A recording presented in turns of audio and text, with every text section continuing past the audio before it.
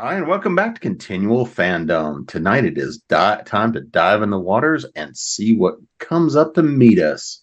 We're here to be talking about monsters and creatures that come from waters and depths. We're here to talk about anything that happens to be wet. Before we go too far, I'm your host, Jim Nettles, and tonight we've drug in some folks to have a little bit of fun. Rick, would you like to introduce yourself? Sure. I mean, I know a lot about things being wet because it's really friggin' humid here in New Jersey. Anyway, my name is Rick Gualteri, and I am a horror/horror comedy writer, um, author of almost 50 books. And, well, I'm pretty sure there's not a single one of them that doesn't have some kind of monster in them. Melody? Hello, I'm Melody Johnson. I write sci-fi and paranormal romance novels. In my Love Beyond series in particular, book one, Beyond the Next Star, I have a creature from the water. And Bobby. Hi, I'm Bobby Nash. I write all kinds of stuff, various genres and whatnot. I do write monsters from time to time, and I'm getting ready. I'm prepping book 8 of the Snow series, which is a crime adventure like thriller series, and there will be a shark. So, Are you going to jump it? Oh, wait, never mind. Save it. well, you never know. You know? Was waiting for that one. You never know. I figure it's bound to happen to me eventually. So, when I look back at my misspent youth, thinking about what was the first time I remember some sort of story or creature, something set from the deep. And for me, I think the first was probably seeing 20,000 Leagues Under the Sea, the good old fashioned Disney stuff, looking at the flailing tentacles and the high technology, the special effects of the 60s. So Rick, what's your first real kind of monster creature, whatever from the waters, be there shallow or deep?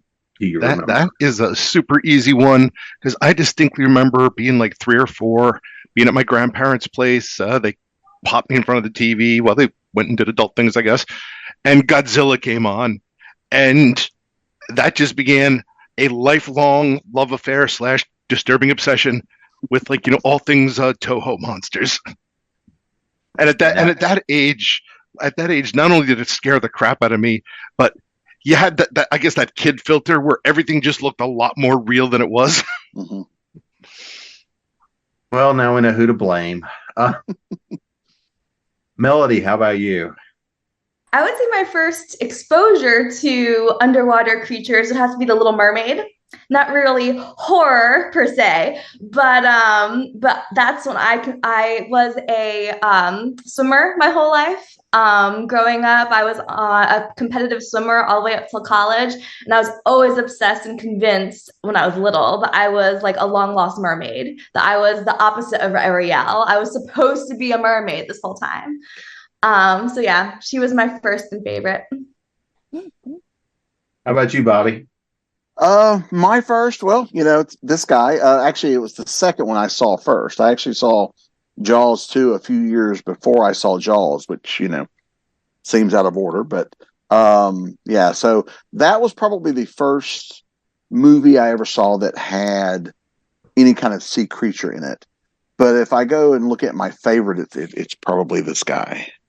The creature, seeing the creature was just this experience. And like you said, through kid filter, I look at it now and I realize it's Rico Browning in a suit. But back then, it was, oh my God, there's this thing, and I was just fascinated by watching the swimming scenes of how the creature, did what it did. And yeah, that kind of became a lifelong fascination with monsters. Creature from the Black Lagoon and Return of the Creature from the Black Lagoon are still some of my favorite movies. And we were talking a little bit before we got started. And, we all kind of have a particular affinity for the creature, right? And the first time I ever saw it, I actually got to see it in the theater. No, it was not first run, but I got to see it in the theater because they were doing an 8 weeks during the summer when I was a kid rerun of all the old black and white 3D movies in 3D. So the first time I got to see it was actually wearing the little red and blue lenses and getting to see the entire full 3D experience when I was like, I don't know, 8 or 9 years old, something like that. So since we all kind of have that great love for the story of the creature, Rick, I'll start with you on this one, Melody. What was it about the story of the creature of the Black Lagoon that still grabs you now?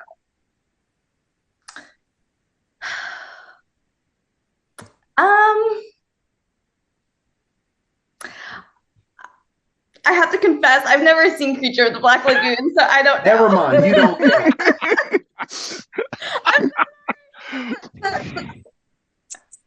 Well, now you have a homework assignment. Now you have a homework assignment. This week. Yeah. All right, so Bobby, now that Melody's out of the way. Yeah. I have a great affinity for adventure stories and stories where they're discovering things, discovering long lost worlds, Journey to the Center of the Earth, or At the Earth's Core, or Indiana Jones, those kind of things where we're discovering things. And seeing the boat as the boat is traveling, through these treacherous waters and the jungle surrounding, and that's just, I live and breathe that stuff. I love these type of outdoor settings where you're looking for either monsters or something hidden. And so for me, that was, even before we found the creature, before we see the creature, I was just in awe of that adventure of trying to discover something. And then the creature shows up and he's really cool, So, yeah. Rick? I have a feeling that that Bobby and I should sit down and have some movie nights together, because that's exactly my thing. Like movies like that, say like a King Kong, my favorite parts are always the beginning when they're doing exploration of the lost world. And I kind of like lose interest when we get back to civilization. Yeah, you're right. That adventure part is just so wonderful. It's like it's one of the reasons why I like what's that Russell Crowe movie, Master and Commander. Even though there's no monsters in it, it's an entire adventure movie. Then,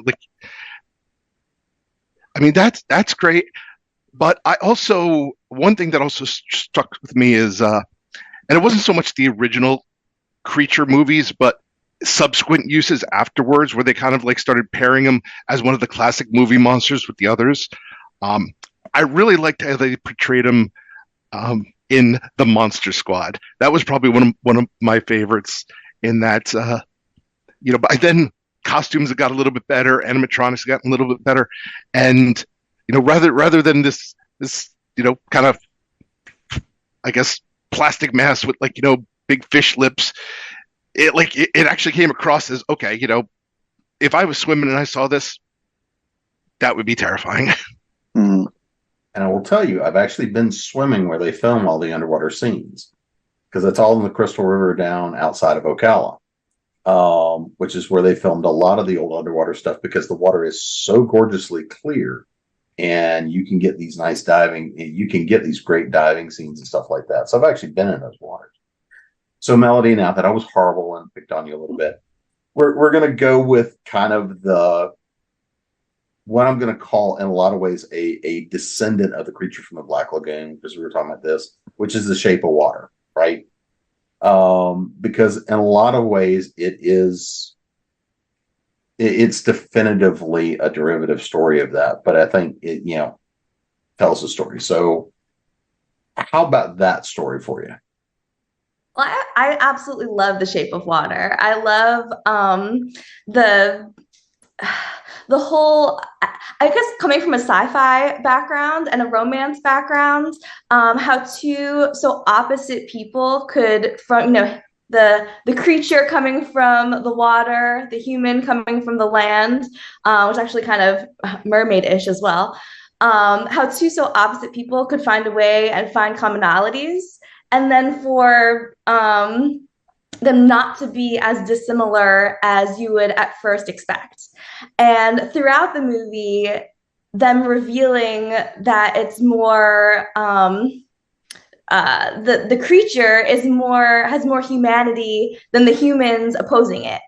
And it's actually the humans that are the villains and the creatures. So I love that dichotomy between creatures versus humans and how each can bring out the opposite in the other. Yeah, you're gonna have to go do your homework. We're gonna just stop right here. You've got to go watch Preach from the Go watch the movie. We'll wait. Come back. We'll just all watch it now. Well, let's do our own commentary. There you go. We'll MST3K it. Well, she brings up a good point though.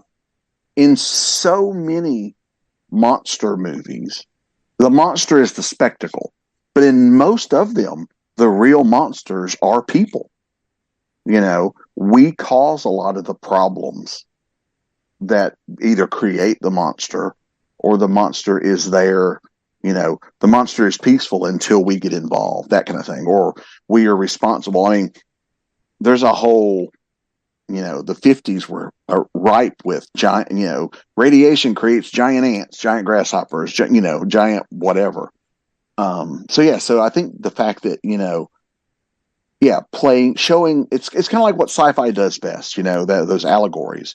You can show these things and because you're doing it to a monster, people don't realize, they don't realize they're being taught something. Yeah, but one thing that they've started to fix that in more modern movies, but one thing that really always bugged me with the older 1950s ones is, even though you had that allegory that mankind is to blame, at the end they always had to kill the monster. Sure, yeah. Mm-hmm. That bugged me, especially when it was a sympathetic monster. So other than the creature, we've had a lot of different. Let's go with the inland waterways, right? Let's just kind of stick with our nice swampland, the nice peaceful swampland like what's behind me. And Bobby, I'm gonna start with you. I mean, we've had a lot of stuff, whether it's movies, TV, film, comics, books, the whole, across the way. Is there another, creature, monster, something like that we've seen that, is just fun? It's something you really like, or it has that allegory. What's one of those other kind of inland? Well, for me, because big comic book fan, certainly characters like Swamp Thing or Man Thing, who lived in the swamps, who were protectors of the swamps, were always fascinating, and both have translated to live action. Although Man Thing only did it the one time, showing up in the Werewolf by Night episode. But you get a lot of good. There's a lot of good stuff that can be done playing in the swamps with those kind of characters. We've also certainly, if you want to go with more realistic, real world, in the swamps, how many times has Tarzan had to deal with crocodiles or alligators or, whatever else, giant snakes, the anacondas, or those type of movies where we play on the things that live in these swamps. Because as terrifying as the ocean is with things like sharks and all, the ocean is a very big place. When you get into these swamps, there's that claustrophobic feeling because the trees almost feel like they're reaching out to kind of grab you, because there's not a lot of leaves. There's a lot of, gnarly looking branches, especially the darker it gets. There's usually a haze or a fog, not to mention the sound of the wildlife. That just, you put all those things together, and swampland, it can be very terrifying before you've even seen the monster. And so I love that. Again, that's one of those things with the adventure and discovery. When you're doing fiction, yeah, that's scary enough on its own, but then you throw something out there so that your characters have that, what the heck is that moment? Why is this here? Or like in King Kong, why is there a giant gate? You're going through the swamp. Why is there a house there? Those are the kind of things that kind of can leap you from the real world into that horror-filled fiction. Yeah, and I don't know if that answered your question or not, but yeah. yeah, I keep hoping for the day that I can actually have my house in the swamp, but still have power and cable. But nobody can get to me. Yeah. Rick, what about you? What's your inland waterway critter? So here we get into one of my I guess one of my passions, which is like cryptids. Because the swamp is just rife with them. You have lizard men, reptoids. My personal favorite, Bigfoot, like the skunk ape down in Florida. When I was a kid and watching it again, it's kind of a lousy movie, but The Legend of Boggy Creek scared the crap out of me as a kid because there's this one scene where guys just go into the bathroom and like this big hairy arm comes reaching through the window, and that's still one of my phobias.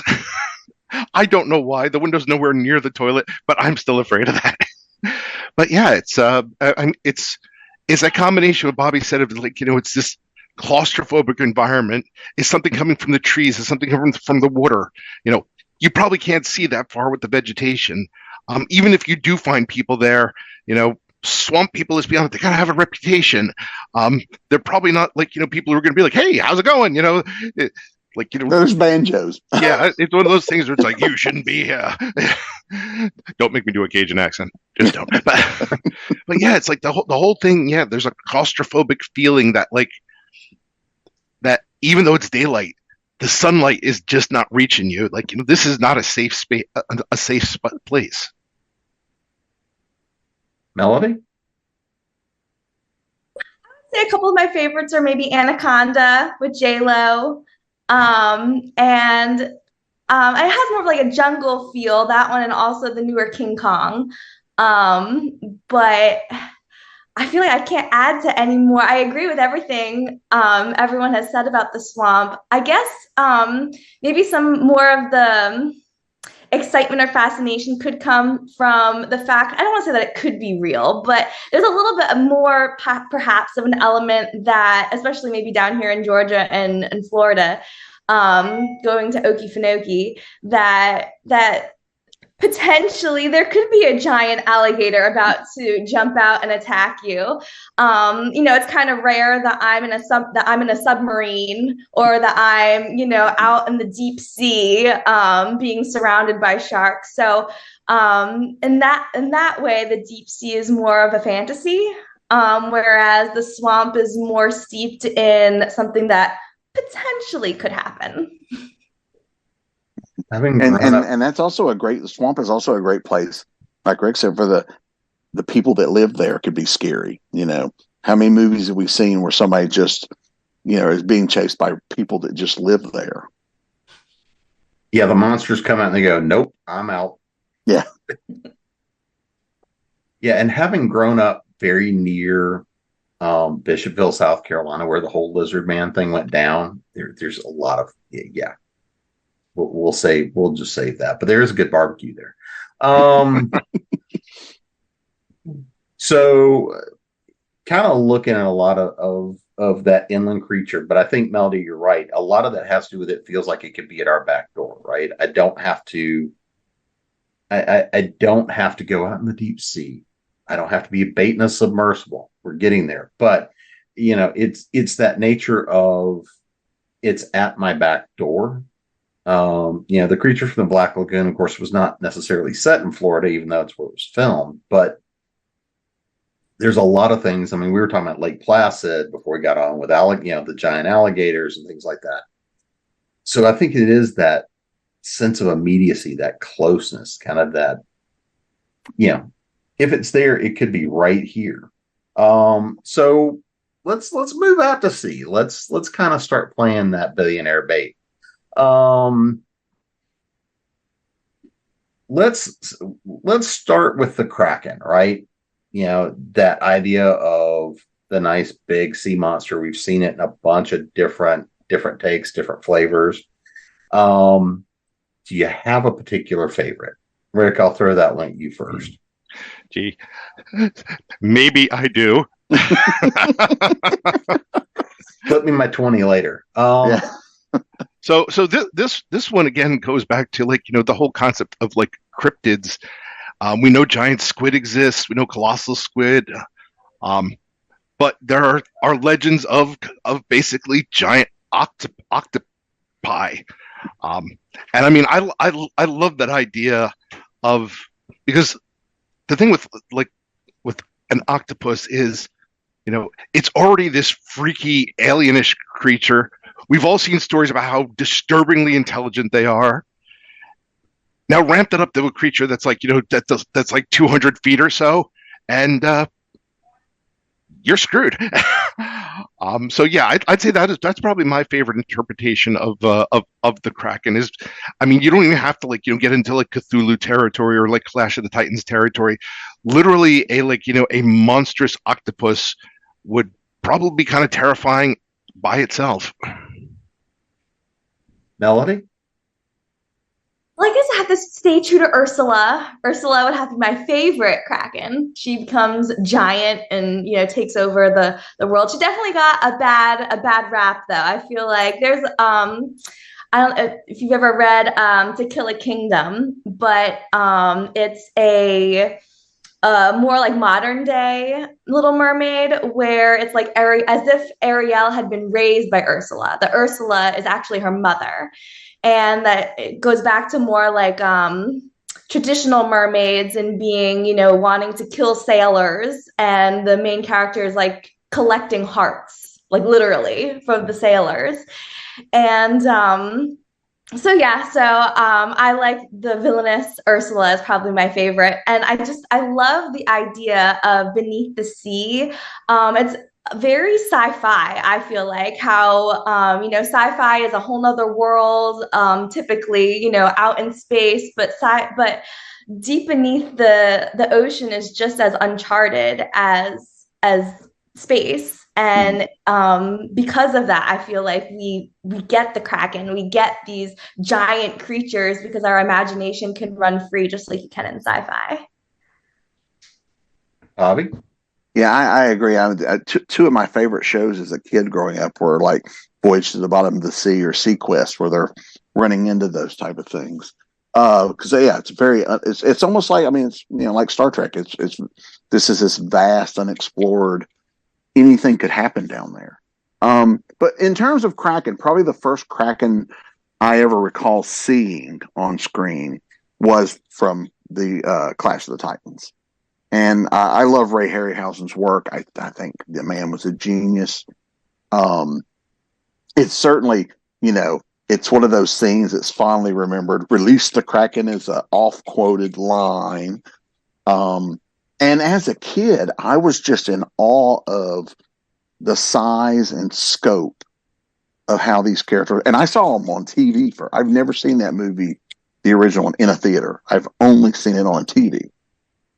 But to me, there is something in the way that that movie is shot and the creatures are designed that I totally bought that creature was a giant and was deadly and was dangerous. And I know the remakes, the Kraken is a lot more animated and moves and, a lot more rendered in a better way.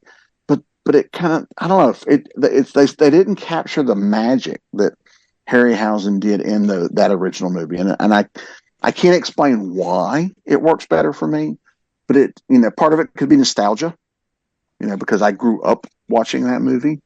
But yeah, there's just something, they made it believable that this thing was that dangerous. And so to me, that's still right up there at the top for me.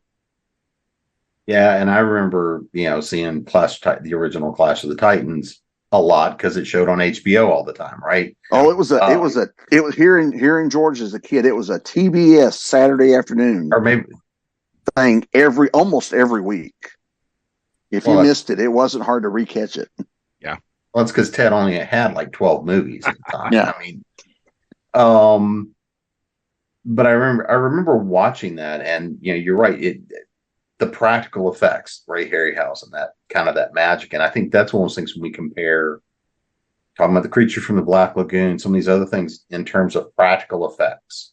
Yeah, it's a rubber suit, but there's something to the practical effects a lot of the time that just has a little extra something to it. Because it's actually there. Yeah. It has mass.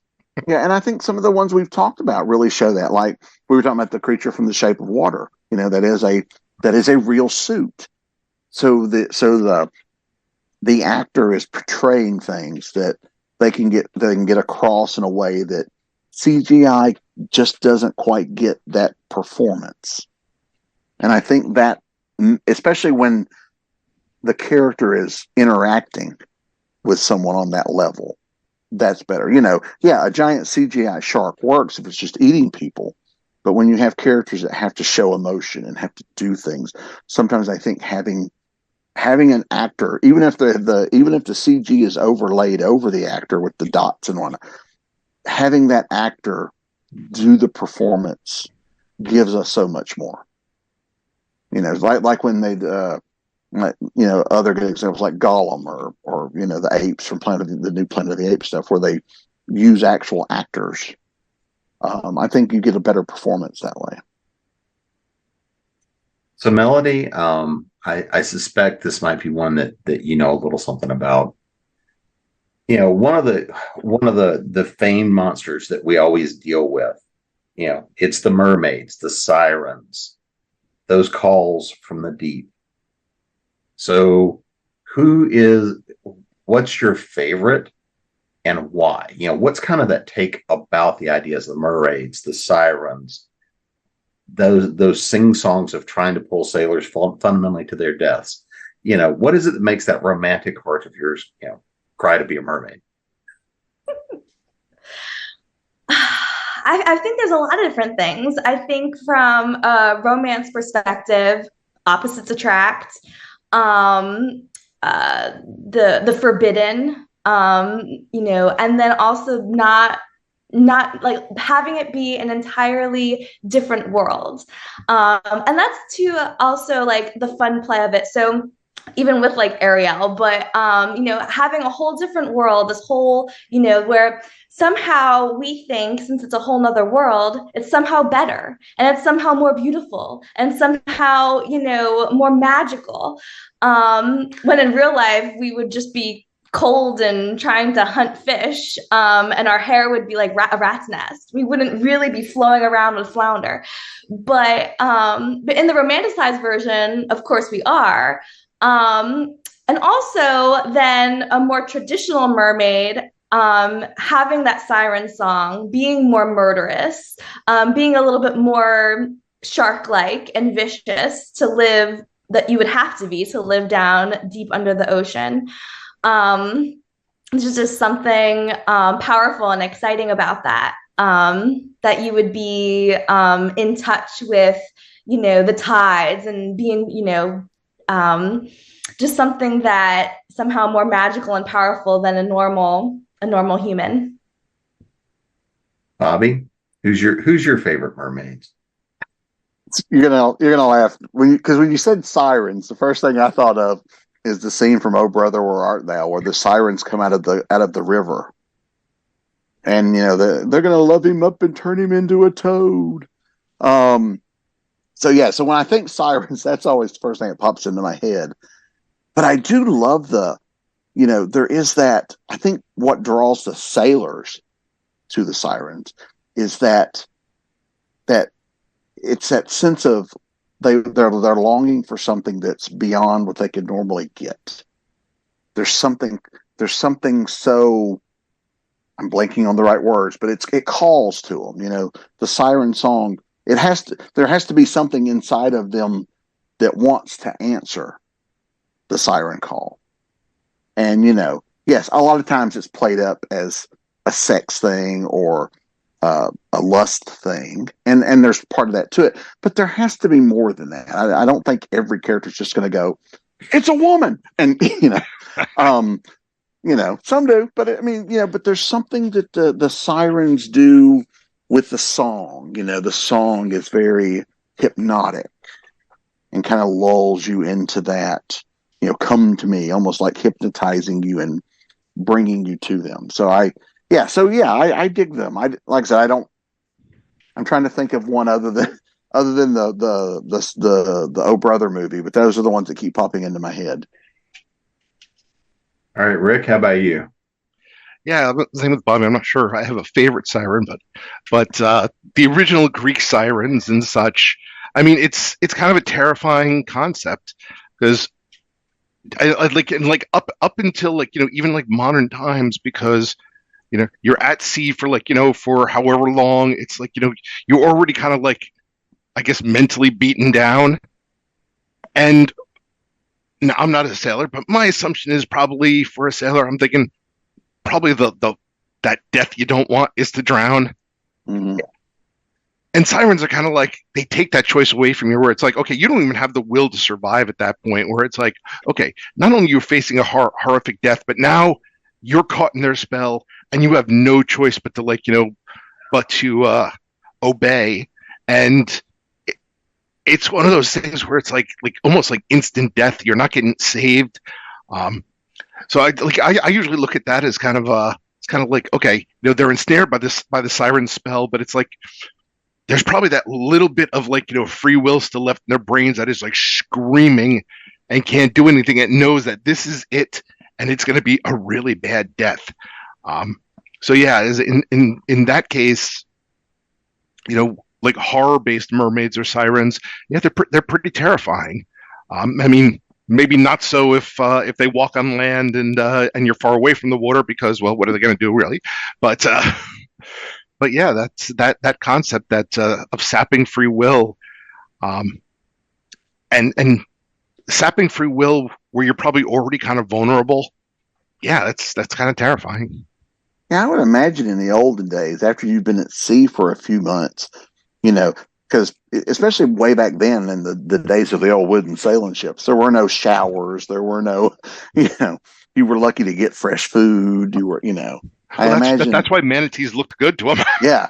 I imagine seeing mermaids everywhere. Yeah, there's funky smells and there's, it's so yeah. So part of your brain is probably like, oh, thank God there's an escape. Get me off this boat. Yeah.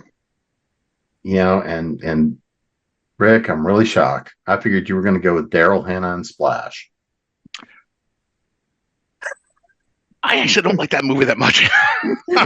I haven't seen it since I was in the theater the first time. So let's talk about some of our other denizens of the deep, right? We've got Cthulhu, we've got a lot of mythos about Godzilla, kaiju that come from the depths, right? It's all about the depths of the oceans. It's that unknown space. I remember going back to books as kids talking about, oh yeah, here's these great gigantic octopi and squid and all the whales that eat them. So they're just basically sushi, right? Talking about some of these kinds of creatures and monsters from the deep. So Bobby, is there particular flavor, particular monster, particular lore and mythos that you really like about some of our other friends of the deep? Growing up, I was a big fan of the Hollow Earth theory. That's where King Kong and Godzilla and all those things, they were kind of loosely tied together because of all the at the Earth's core, all these, there's this hidden world down there where all these things could happen. And I loved, from the explorer standpoint, I loved the idea of those. As I got older, I also started loving the idea of thinking of it, as I realized that there really are things down there.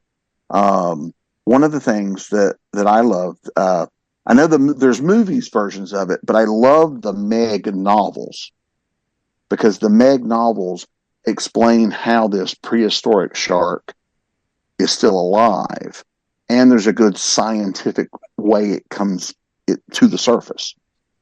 And I just fell in, the movies are fun popcorn movies. They're nothing like the books. They're nothing like, they're the books they're in name only. The books are really go into this adventure of not only how they survive, but what they do. And it's just a wonderful adventure that does harken back a little bit to Jaws, as they are trying to chase down and destroy this massive shark.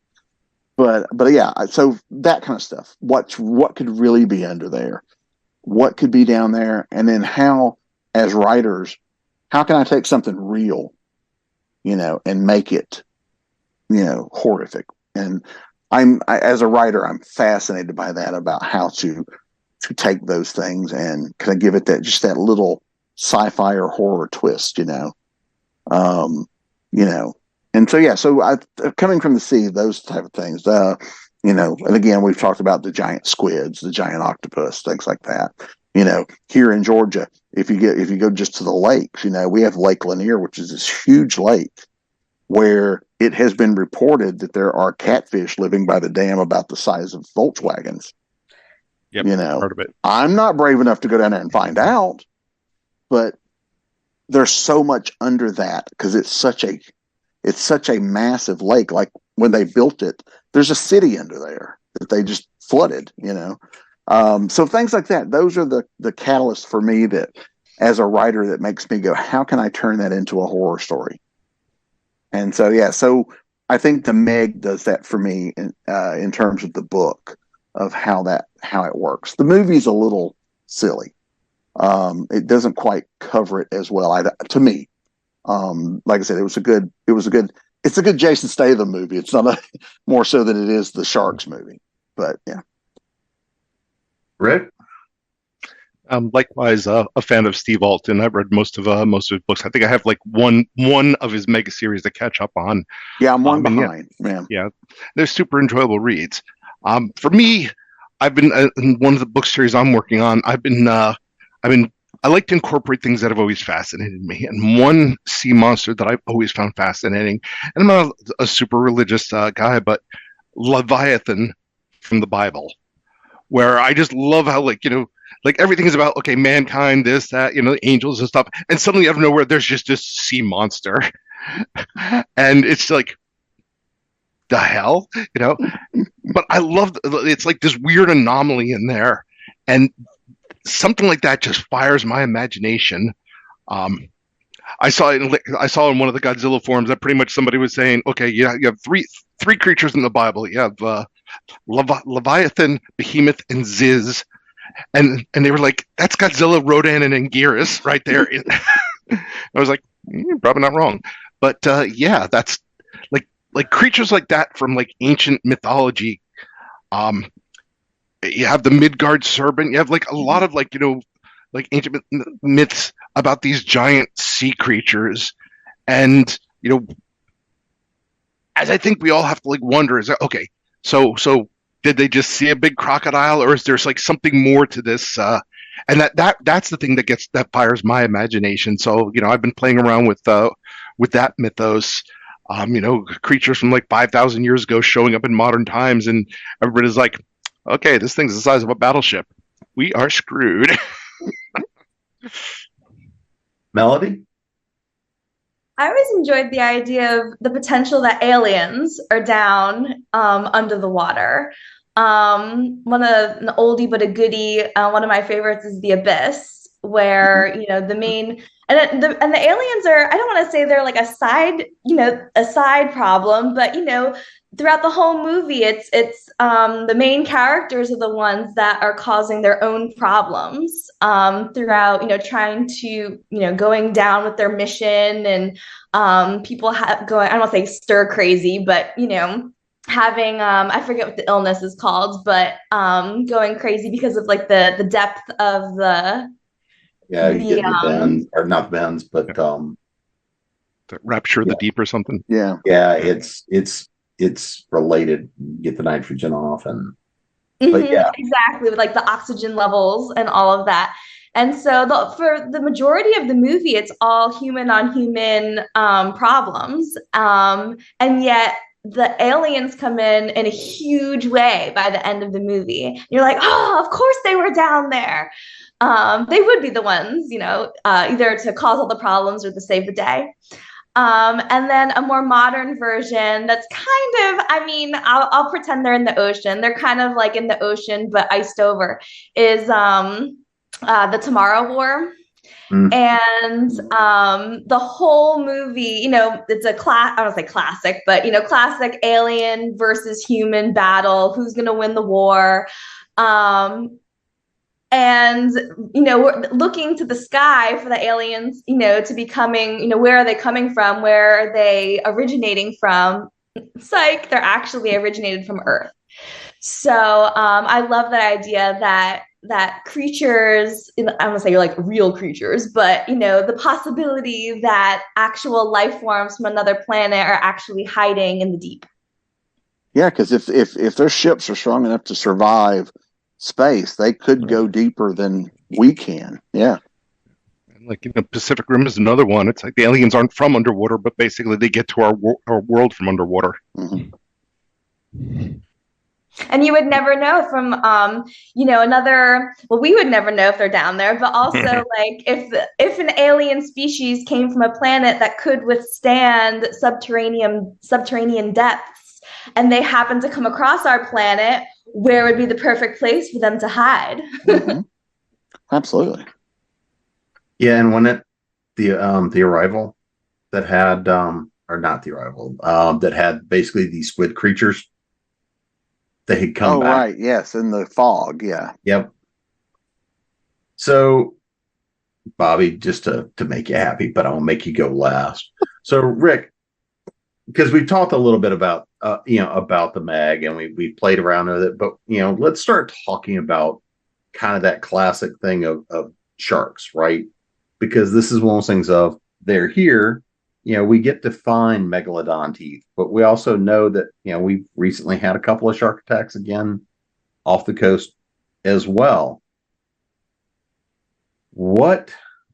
I'm just going to go straight for Jaws. When was the first time you really got to see Jaws, get that whole experience, and what was it like for you?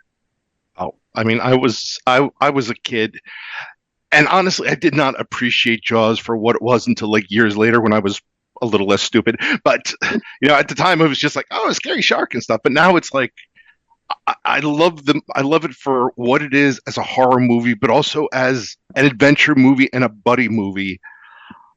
And also, it's a man against nature movie. I mean, the message is not great these days. Let's be honest. I mean, how many sharks died as a result of that? That probably were minding their own business as a result of Jaws. But it stands as just a fascinating man versus nature movie, and nature pretty much almost wins. It pretty like I guess a big theme of that really just comes down to that the sea is not our domain. We are not at home there. We are not the masters there. And it's like masterfully shot, like to the point where like if they can take that fake ass looking shark and put it in some scenes where even today they just hit home really hard, like the scene where Alex Kintner gets turned into chowder there. That's still a powerful scene, like watching. That's one of my favorite scenes. Like I will turn on that movie just to watch that scene. Poor Alex Kintner. How about you, Melody? I think, well, I first saw Jaws when I was younger with my parents. It was probably one of the first, scary movies that I was like allowed to see. But I think what's so fantastic about Jaws is you really don't even see the creature until maybe the creature. You don't see the shark until, halfway through the movie. You see the fin, you hear the music, you watch people thrashing around in the water. You see the blood from the little boy. There's lots of conflict with the townspeople, with the mayor and them, gathering up their crew and finally setting sail. But even when they're on the boat, it's not until, I want to say it's not until he's chumming the water that he finally comes up and you get that first glimpse. And of course, the first glimpse, roar, he like comes up and you get full-fledged mouth and teeth. But it's just so wonderful that delayed anticipation to see the actual shark is just, wonderful storytelling. Especially, thankfully, there was a lot of mechanical issues, so the shark didn't work that well. They couldn't drag him out that much.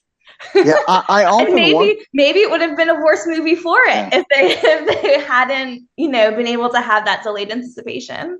Yeah, I often wonder if it would be considered the classic that it is. Had things, because the plan was the first few minutes of where we were supposed to see the shark eat Chrissy, and they just couldn't make it happen.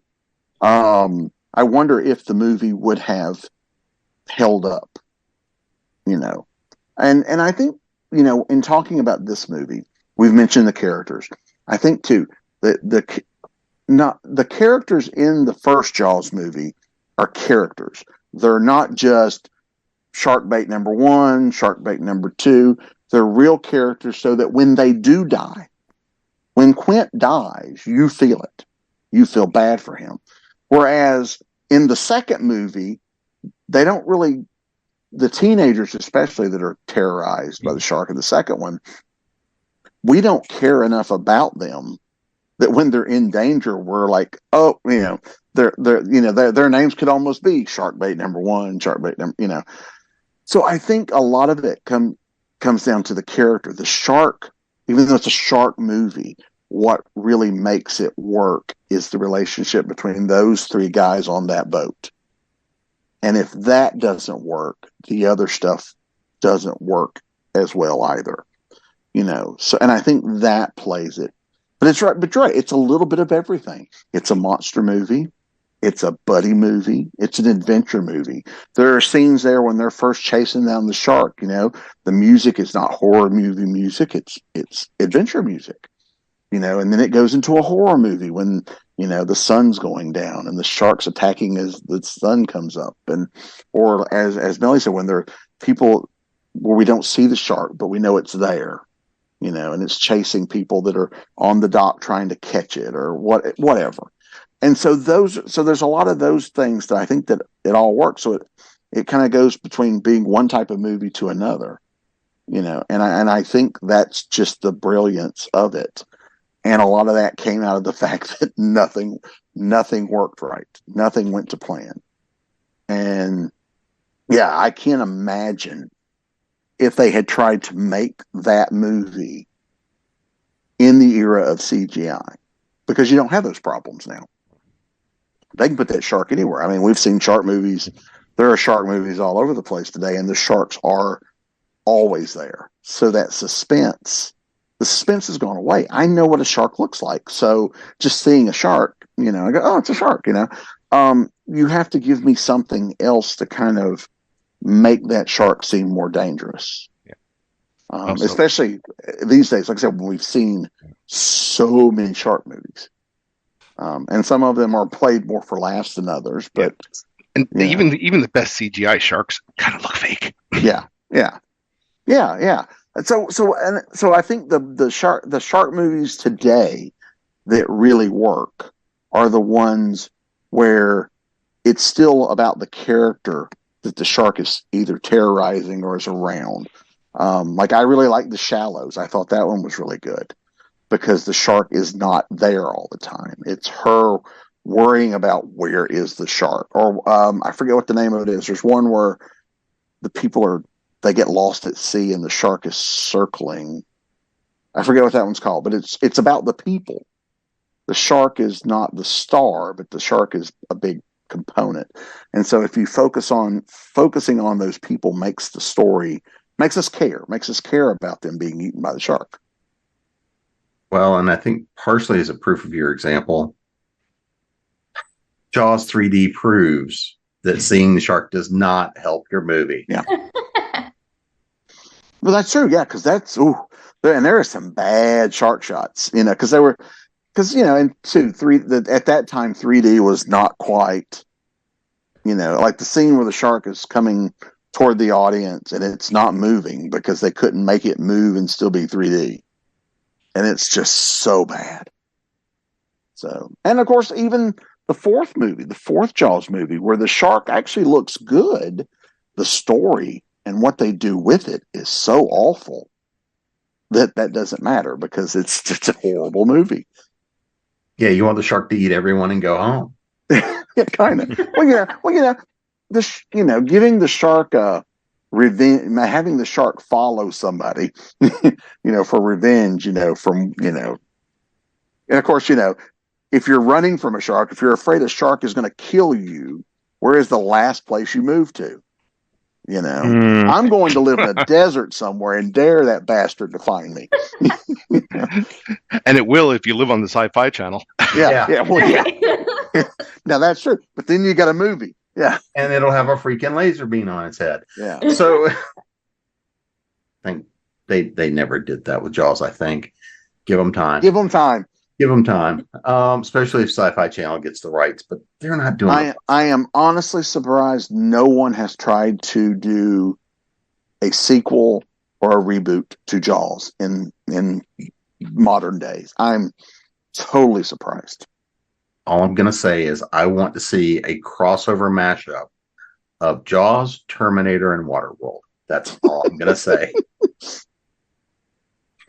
So, we're kind of getting towards wrapping up, but is there anything we haven't thrown out there or talked about from our friendly denizens of the deep that you guys want to get into? So, Melody, I'm going to throw this to you first. What have we not talked about? Want to talk about?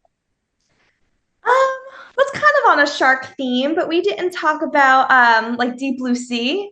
The sharks were just innocent sharks, and we just, as humans do, feel that compelled to do scientific experiments and mess with predators that should not be messed with, and due to that, you know, we have a disaster on our hands. I love stuff like that. It's our own fault. We deserve to be eaten. Yep. And Samuel L. Jackson only makes it halfway through. That was one of those nice surprises. You did not see that coming. Nope. That is true. He didn't either. Yeah. And he's doing his nice, beautiful speech right in the middle of it. And you're like, yeah, we're like ready to get all pumped up. And then bam. Bobby, how about you? What have we not talked about? And there's not a lot of it, but I thought, well, Deep Blue Sea, I think, does it a little. When we're living underwater, you know, they're working underwater in that particular movie. But like, you know, I talked earlier about some of the TV shows as a kid where there's underwater colonies that they're dealing with issues. Johnny Quest. Yes, I think there's a lot of great potential to mine of what the world's going to be like as we start drilling and digging and planning houses. And what are we going to dig up? What are we going to cause to happen? What disaster are we going to cause because somebody goes, you know, we could build a resort on the bottom of the ocean. That kind of thing. I would love to see more of that. And, you know, and it could still incorporate, you know, various, you know, sea creatures as well.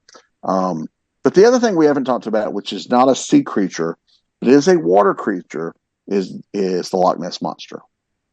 I was a huge fan of the Loch Ness Monster as a kid.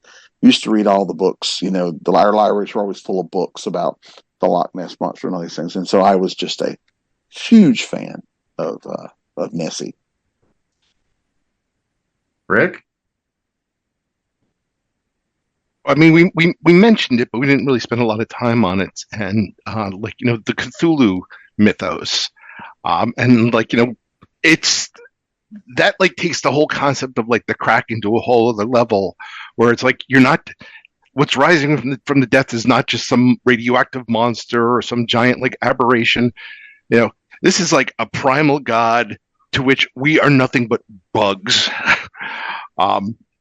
And I mean, that's just kind of like, you know, a fascinating thing to me.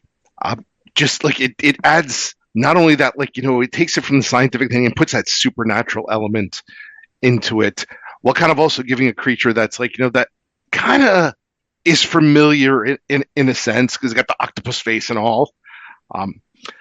Honestly, I think probably the best kind of I guess realization of that on film wasn't actually even a Cthulhu-based thing, but God, I'm blanking. Pirates of the Caribbean 2. Davy Jones. Like between Bill Nighy and just like and the wonderful work they actually did on the CGI there.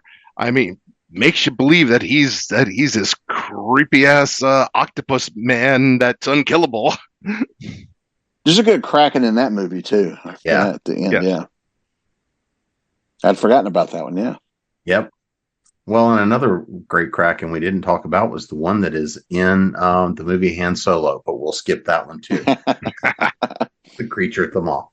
All right. Well, I think we have at least taken a dive in the deep end. But before we get out of here, let's make sure everybody knows where to find you guys: website, social media, latest books. So Rick, how about you? Well, I am Rick Gualteri. I'm on pretty much every social network you can find, including my own website, rickgualteri.com. I have several series out there. All of them have to do with monsters. You have the Bill of the Dead series, which is behind me, which I learned that if I reach the cabinet behind me, that does not look good. But and for the monster hunters out there, I showed, or the monster lovers out there, I did show one of my books, Kraken Hunters. That is the third in my Crypto Hunter trilogy. If you like cryptids and you like watching people get horribly mauled by them, go check it out. The first book is called Bigfoot Hunters. Thanks. Melody? You can find me online at authormelodyjohnson.com. I'm on lots of social media, but my favorites are Facebook. I'm dipping into TikTok, and I'm also on Instagram a lot. I've got my Love Beyond series, which is sci-fi romance, and my Nightblood series, which is paranormal romance. And my newest book is coming out on September 20th. It's part of an anthology called An Autumn Embrace, which I do my Witchy Business series, which is like witches and like rom-com. But if you're specifically looking for a creature beneath the sea, check out Beyond the Next Star, book 1 in my Love Beyond series. I have, it's called a Zorel. And the people on the planet Lorien like to go out and collect exotic pets, which are really, they're aliens, but they collect exotic pets from different civilizations. And they've accidentally, in years past, in their history, they accidentally collected what they thought was like a goldfish, and ended up being a gigantic sea creature that now lives at the bottom of the Zoralok River. And luckily, on their planet, the river is frozen for half the year. So they get relief half the year from the Zorel, and the other half of the year, they built like a whole, their whole government is based upon like trying to quell the Zorel. So if you like sea creatures, you'll like that book. Please tell me that's what you're going to call the series finale is Quell the Zorel. Quell the Zorel. Yeah, I like that. Bobby? Are you kidding? I see that on the movie trailer. If it's Quell. Yeah. So I'm BobbyNash.com. I write a little bit of everything. BobbyNash.com is my website. I have author Bobby Nash on Facebook. Bobby Nash writes on Instagram. I have Blue Sky now, which I think it's just at Bobby Nash. I still have Twitter at Bobby Nash. So I'm on all those things. There's always something new coming out. I do write a lot of crime fiction, but I also do get to play with monsters and stuff. I'm doing a 4-book series for Falstaff Books called Hunter Houston Horror Hunter, and he fights various monsters. It's a spinoff of John Hartness's Bubba the Monster Hunter series. So there's a lot of comedy in there too. And you can find me at jamespnettles.com, authoressentialsworkshops.com, the Speculative Fiction Academy.com, creatingprose.com, and of course, your Continual. And go put on those life vests. That way, at least they can find where you were. I'll never put on a life vest again.